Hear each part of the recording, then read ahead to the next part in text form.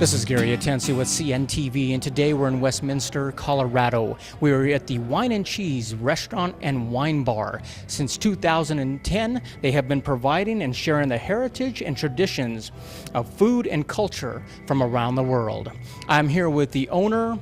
Let me ask you first of all, Barney, when you began the place here, how many years have you had a passion for this type of industry?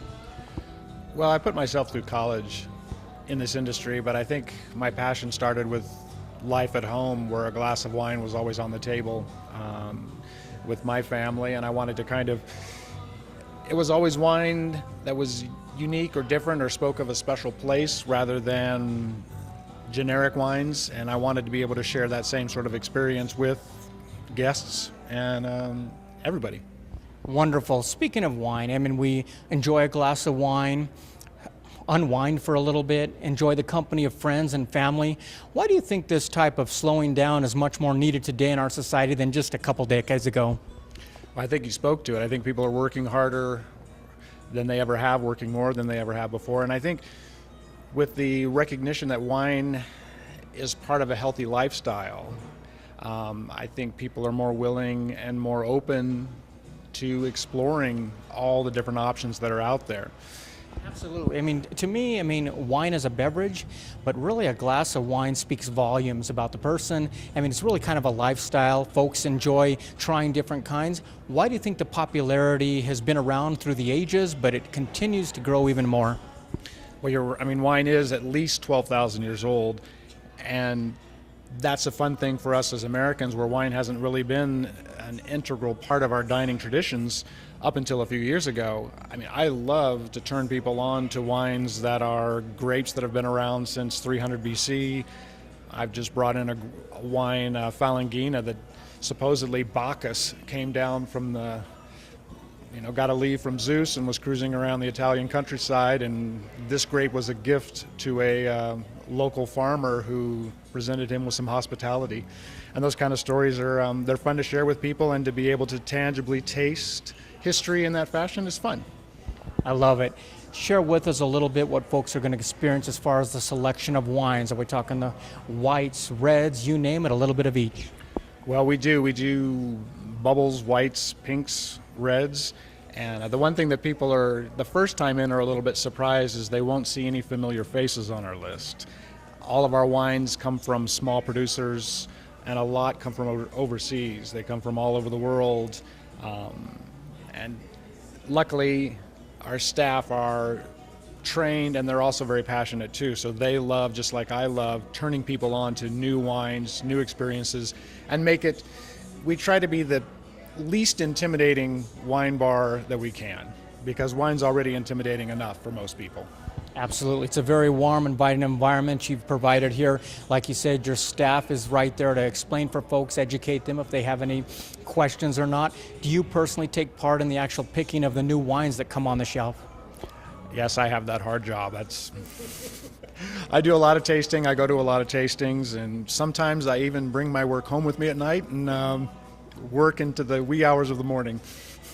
I mean, quite honestly, just to come here for a glass of wine is reason enough to frequent the shop here, but really when you're able to pair that with some great appetizers, some great starters, share with me what folks are going to find on the menu there. Okay.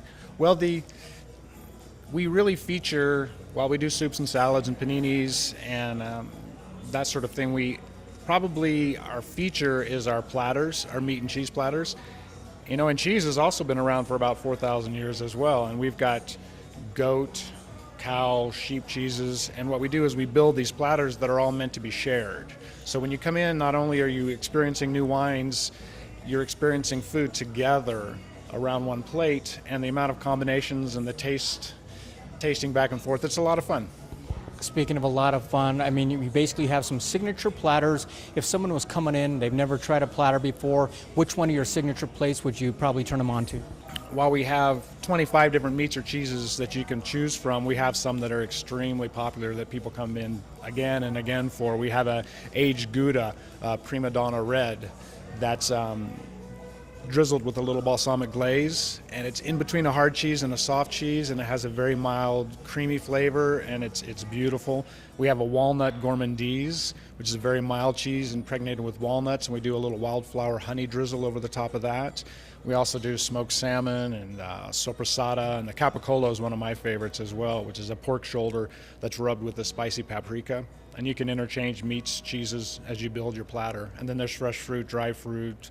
We get our bread delivered by Boulder Bread Works every day. Nita Crisp, another Colorado company, does our crackers. So even though our foods come from all over the world, wherever we can work locally, we're happy to. Absolutely. Quite honestly, somebody can come in here every single month and probably have something different every single time. That's what really makes it fun.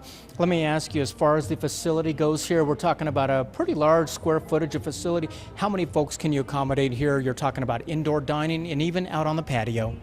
With the patios open, we can seat 200, and then each of these dining rooms, we have 2 dining rooms, which is great for when we have parties. But this dining room will do 50, and that dining room and bar area where we do the live music, that one will do 70 to 80 people. If a person out there getting into wine a little bit, they're not sure what they like, explain what a flight is for them, and how would that help them out? Sure. Well, what our flights are, it's a way to try out wine without having to buy a glass, and then limit yourself to 2 glasses or 3 glasses before you're no longer able to drive home. So we have 60 different wines that we do full glass bottle, or we do a small 2-ounce pour, which is bigger than a wine tasting taste. It's enough to really get a few sips in and explore. And really, if you just provide us with some kind of guidance as to, I like a soft white, I like a dry white, I like a big body red, I like a soft red. We have wines from Hungary, that sweet red from Hungary, a Blaufränkisch, that people who don't like reds or intimidated by reds and the dryness, they go crazy for it because it's soft and rich and very affordable as well. So if someone finds a taste that they love, do you also provide it wine by the bottle? Yes, we do. Not only the 60 that we serve by the glass, but we have another 100 that we have on our bottle list as well. Interesting, wonderful. You spoke of a little bit about the entertainment that you have as well. Quite honestly, the way the place is kind of set up here, it looks like you have kind of a cozy environment over here on one side. You've got another side over there that can probably get lively up with a bar and what have you. This has to be a great place to host a party. I mean, we're talking holiday parties, bachelor parties, that type of thing. You do those as well? Yes, we do a lot of holiday parties. We do an awful lot of bachelorette parties, a lot of mom's night out. The one thing about this place, for a bar or a wine bar, it's a very warm, and it's not a sports bar. There's no TVs blaring. This is a place to relax and unwind. We do book clubs. We do, as I said, mom's night out. It's a place where people love to sit and relax and stay for hours. And I love having a place where people are comfortable. Definitely not a sports bar here, very classy, warm and inviting, but I imagine you guys still probably raise a toast to the Broncos if you want to sit here during the game. Yeah, we do, because the Bronco game will always be back in the kitchen, and so we can provide up-to-the-minute updates to anybody.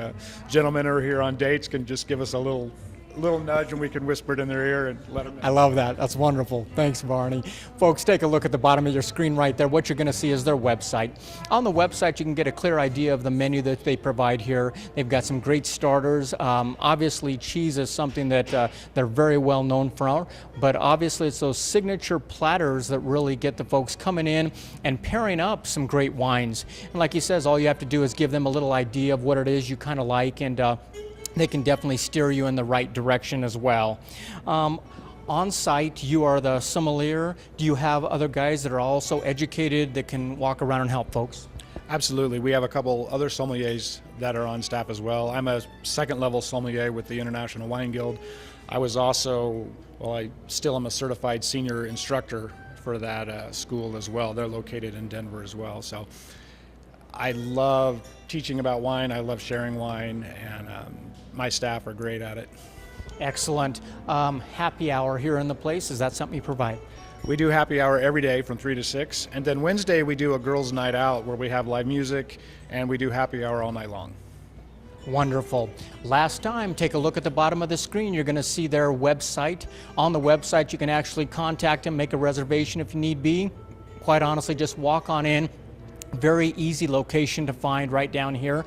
They've got great parking right across the street. They've got Wi-Fi connection right there in case you need to put the game on your phone while you're grabbing a glass of wine. They can do that for you as well. Also check out on the website, you got Barney's blog. He's going to keep you up to date, as well as the Facebook page on maybe some new wines that are coming in. He educates you in that way, so you can come on in. You know a little bit about the new wines that are coming on as well. Remember, that is the Wine and Cheese Restaurant Wine Bar, located right here in Westminster, Colorado. Come in as a guest and leave as a friend. This is Gary Atencia with CNTV. And if you don't know, now you know.